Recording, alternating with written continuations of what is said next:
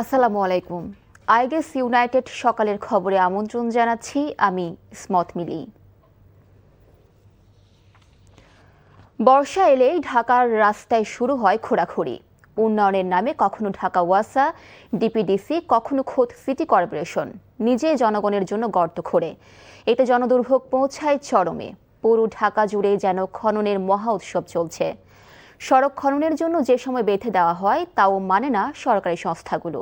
এ অবস্থায় নাগরিকদের দুঃখ লাঘব করবে কে, জানাচ্ছেন নাজিবুর রহমান। ছবি তুলেছেন রাজু আহমেদ রুবেল।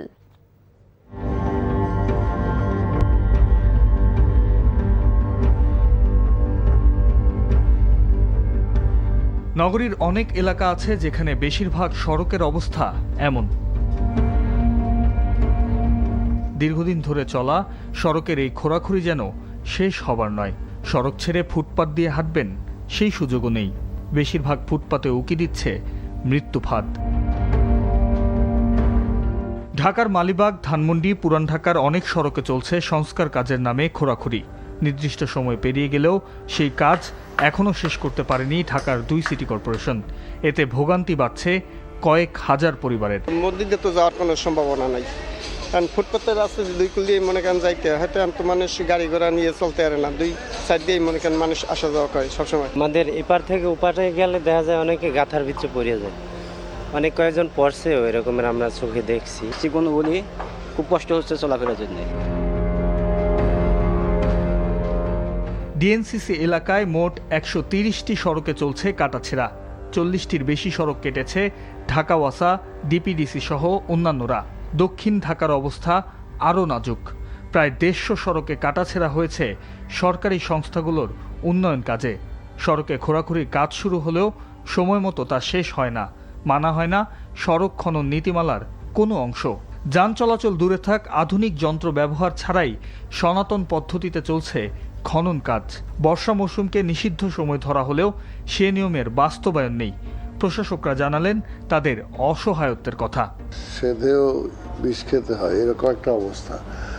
মানে এই রোড কাটিং এর এই বিষয়টাতে, বিশেষ করে ওয়াসার এটা নিয়ে আমরা খুব প্রবলেমে আছি। কাজের ধীরগতি হয় এবং ধীরগতি হওয়ার জন্য জনগণের একটা ভোগান্তি চরম পর্যায়ে নেমে আসে এবং সব জবাবদিহি করতে হয় সিটি কর্পোরেশনের।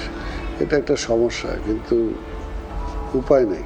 অনুমতি দেওয়ার কিছু প্রায়োরিটি বেসিক ইমার্জেন্সি কাজ আমাদেরকে করতেই হবে। আর যেই জায়গায় ঠিকাদাররা ওয়ার্ক ওয়ার্ডের বাইরে যে টাইম ফ্রেম দেওয়া আছে সেটার বাইরে গিয়ে যদি কাজ করে, সেই ব্যাপারে অলরেডি আমরা অনেকগুলো ঠিকাদারকে ডেকেছি এবং আমাদের চিফ ইঞ্জিনিয়ার, এডিশনাল ইঞ্জিনিয়ার তাদেরকে সতর্ক করেছে।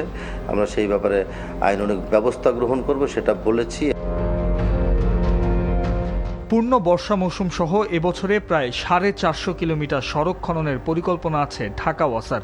এতে চরম ভোগান্তি অপেক্ষা করছে রাজধানীবাসীর জন্য। Najibur Rahman, NTV news, Dhaka.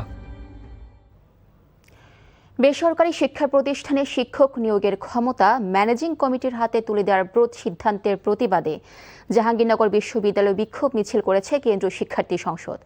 সোমবার রাতে বিশ্ববিদ্যালয়ের কেন্দ্রীয় গ্রন্থাগার চত্বর থেকে মিছিলটি শুরু হয়ে বটতলায় গিয়ে শেষ হয়।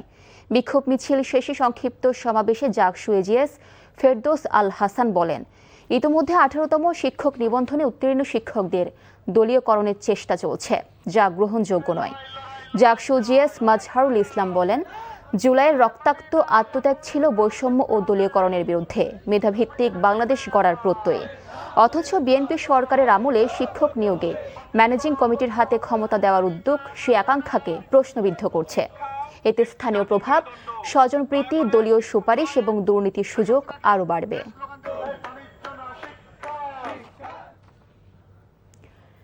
সম্প্রতি ভারত থেকে নেমে আসা পাহাড়ি ঢলে সৃষ্ট আকস্মিক বন্যায় মৌলভীবাজার জেলায় ব্যাপক ক্ষতি হয়েছে। বন্যার পানি নেমে যাওয়ার পর দৃশ্যমান হয়েছে ক্ষতচিহ্ন। ক্ষতি হয়েছে গ্রামীণ সড়ক, কালভার্ট, ফসলি জমি, নদীর বাঁধ, মৎস্য খামার সহ বাড়িঘর।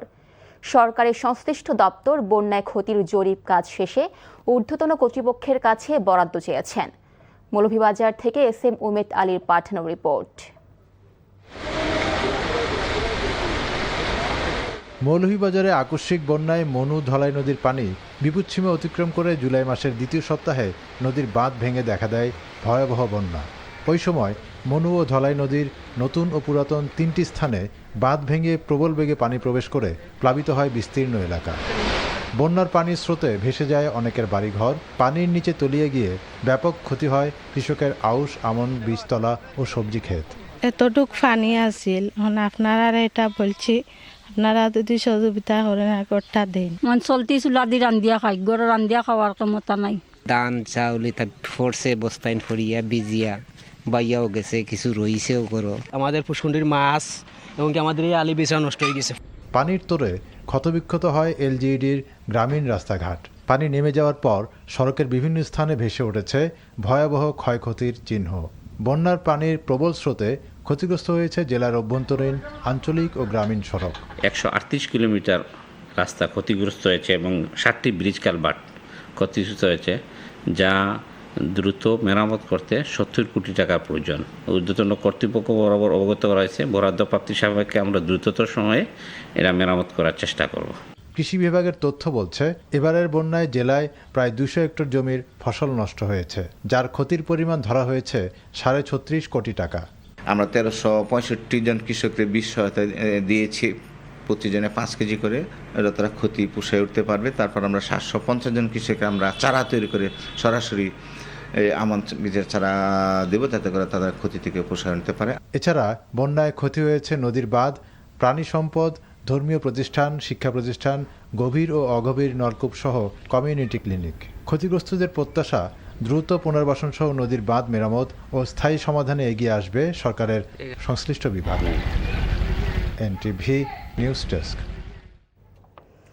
জিম্বাবুয়ে সফরে ওয়ানডে ও টি20তে ব্যাট হাতে আলু ছড়ান তানজিদ তামিম। সেই পারফরম্যান্সেই জুলাই মাসের সেরা হওয়ার দৌড়ে তাকে মনোনয়ন দিয়েছে আইসিসি।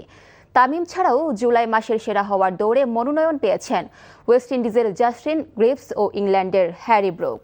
জিম্বাবুয়ের বিপক্ষে ওয়ানডে সিরিজে 53 গড়ে 159 রান করেন তিনি। সিরিজে তামিমের ব্যাটিং স্ট্রাইক রেট ছিল 90। সিরিজে 2টি 50 আসে তার ব্যাটে, সর্বোচ্চ করেন 94 রান। যদিও সিরিজটি বাংলাদেশ হারে 2-1 ব্যবধানে, সেই ফর্মের ধারাবাহিকতা বজায় ছিল টি20তেও। 127 স্ট্রাইক রেট ও 70 গড়ে করেন 140 রান।